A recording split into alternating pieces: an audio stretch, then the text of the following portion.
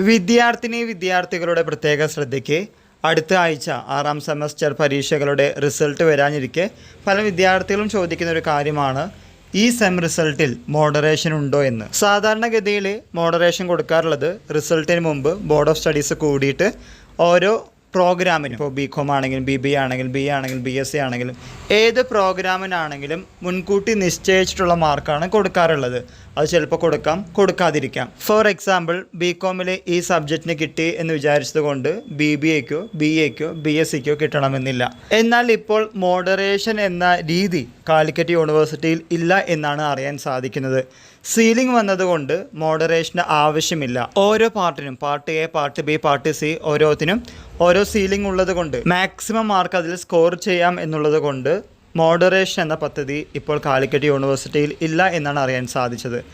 എന്നാൽ ചില സമയത്തൊക്കെ ജനറൽ മോഡറേഷൻ വഴി ചില സെമസ്റ്റർ പരീക്ഷകളിൽ സ്റ്റുഡൻറ്റ് പോർട്ടൽ വഴി നോക്കുമ്പോൾ തോറ്റ, അതായത് ഫെയിൽ എന്ന് കാണിച്ച സ്റ്റാറ്റസ് പാസ് എന്ന് കാണിക്കാറുണ്ട്.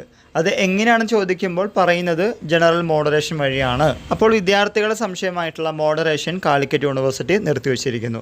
ഇനിയുള്ളത് ഏതെങ്കിലും ഒരു സെമസ്റ്ററിൽ ഒരു പരീക്ഷയിൽ മാത്രം, ഇപ്പോൾ പ്രത്യേകിച്ച് 6ാം സെമസ്റ്റർ റിസൾട്ട് വരുമ്പോൾ ഒരു വിഷയത്തിൽ മാത്രം തോറ്റിട്ടുണ്ടെങ്കിൽ നിങ്ങൾക്ക് റീവാലുവേഷന് കൊടുക്കാം. റീവാലുവേഷന് കൊടുത്തിട്ടുണ്ടെങ്കിൽ ചെറിയ രീതിയിലുള്ള ഒരു കൺസെഷൻ അതിൽ കിട്ടാനുള്ള സാധ്യതയുണ്ട്.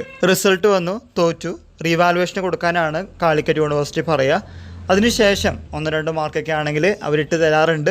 അല്ലാതെ പണ്ടുണ്ടായ രീതിയിലുള്ള ഒരു മാർക്ക് ഡിസ്ട്രിബ്യൂഷൻ ഇപ്പോൾ ഇല്ല എന്ന് തന്നെയാണ് ആദ്യം മനസ്സിലാക്കേണ്ടത്. സീലിംഗ് ഉള്ളത് നല്ലത് തന്നെയാണ്, നമ്മുടെ ക്വസ്റ്റ്യൻസ് എത്ര വേണമെങ്കിൽ എഴുതാം. എന്നാൽ ഓരോ പാർട്ടിനും സീലിംഗ് ഉള്ളത് കൊണ്ട് ഇത്ര എഴുതി കഴിഞ്ഞാൽ ഇത്രയധികം മാർക്ക് കിട്ടാമെന്നുള്ളൊരു തോന്നലൊക്കെ ഉണ്ട്. അത് പരീക്ഷ എഴുതുന്ന സമയത്ത് വിദ്യാർത്ഥികൾ അപ്ലൈ ചെയ്താൽ മാത്രമാണ് അങ്ങനെയുള്ള കാര്യങ്ങൾ നമുക്ക് ക്ലെയിം ചെയ്യാൻ സാധിക്കുകയുള്ളൂ. പണ്ട് മോഡറേഷൻ ആണെങ്കിൽ ഇപ്പോൾ സീലിംഗ് എന്ന രീതിയാണ് മുന്നോട്ട് പോകുന്നത്. ഇക്കാര്യം മനസ്സിലാക്കി മുന്നോട്ട് പോവുക. ഇതുമായി റിലേറ്റ് ചെയ്യുന്ന പുതിയ അപ്ഡേറ്റുകൾ കിട്ടുന്നവർക്ക് നിങ്ങളുടെ മുമ്പിൽ ഷെയർ ചെയ്യുന്നതാണ്. അതുപോലെ തന്നെ ഇതുമായി റിലേറ്റ് ചെയ്യുന്ന എന്തെങ്കിലും കാര്യങ്ങൾ നിങ്ങൾക്ക് അറിയാൻ സാധിക്കുന്നുണ്ടെങ്കിൽ തീർച്ചയായിട്ടും കമൻറ്റ് ബോക്സിൽ കമൻറ്റ് ചെയ്യുക. അത് മറ്റുള്ള വിദ്യാർത്ഥികൾക്കും ഞങ്ങൾക്ക് ഉപകാരപ്രദമായിരിക്കുമെന്ന് വിശ്വസിക്കുന്നു. എല്ലാവർക്കും ഒരിക്കൽ കൂടി നന്ദി, നമസ്കാരം.